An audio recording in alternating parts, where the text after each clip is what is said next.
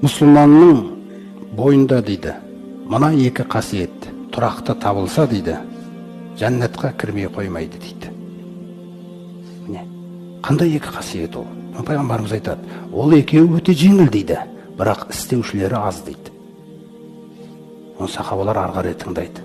Сосын айтады, әрбір намаздан кейін, 5 уақыт намаздан кейін, Субханалланы 10 рет, Альхамдулилланы 10 рет, Аллаху Акбарды 10 рет айтатын болсаңдар, 30 ғой бір намаздан кейін. 5 намазда қанша? 150.